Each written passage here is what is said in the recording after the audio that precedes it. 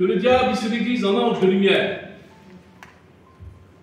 Il se déguise en ange de lumière.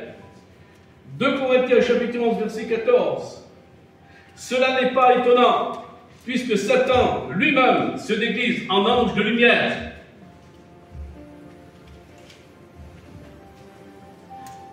C'est pour cela que le diable aujourd'hui il joue ses dernières cartes, mais à savoir que pour jouer ses dernières cartes, pour tromper les chrétiens aujourd'hui.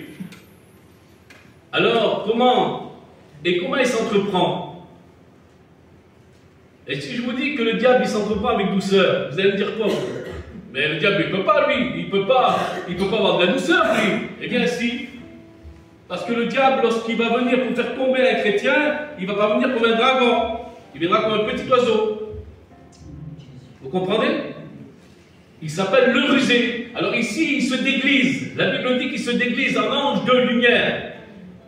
Mais attention, il se déglise. Il n'est plus l'ange de lumière. Il est l'ange des ténèbres.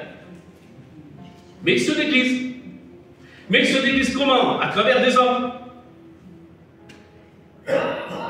Parce qu'il y a des hommes, lorsqu'ils parlent, ils donnent un bon langage avec douceur. Ils viennent au-devant de vous en vêtements de brebis, mais au-dedans de eux, ce sont des loups ravisseurs. C'est encore Jésus qui le dit. Quelle importance, Dieu de gloire, d'être affermi dans la parole de Dieu.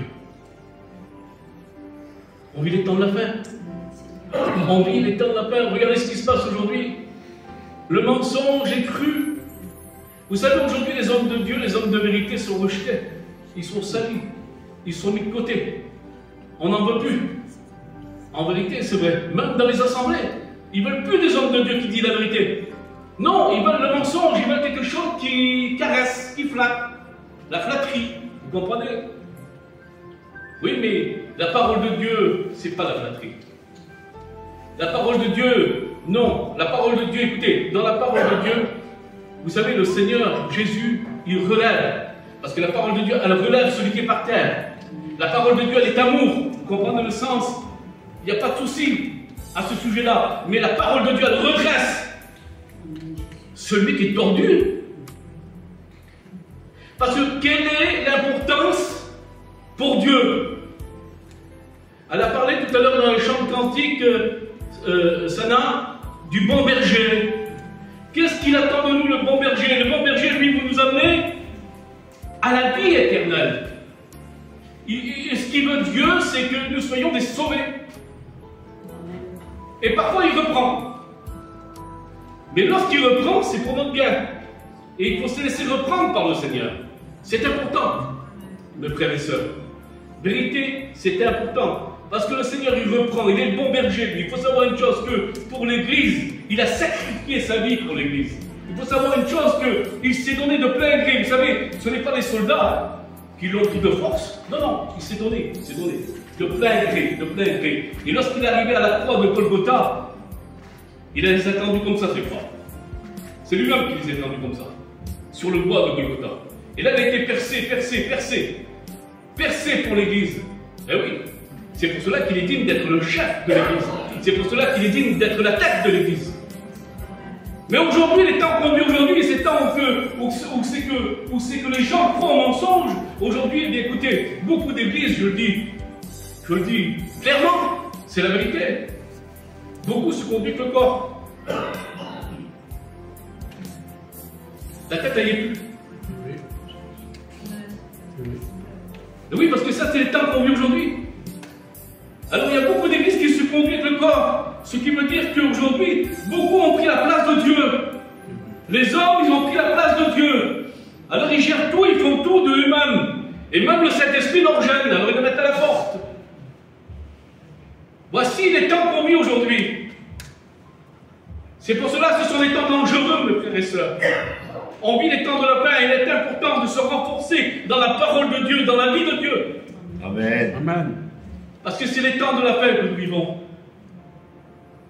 Et laissez-moi vous dire que une église sans la tête, c'est une église sans le Christ.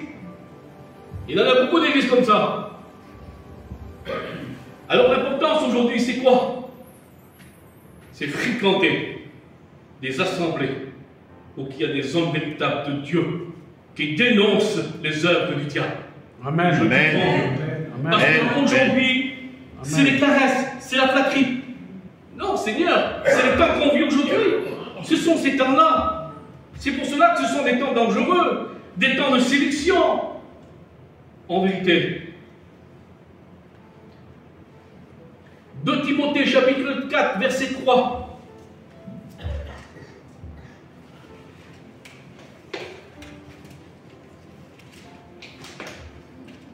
Je prêche la parole de Dieu. Amen. Amen. 2 Timothée chapitre 4, verset 3.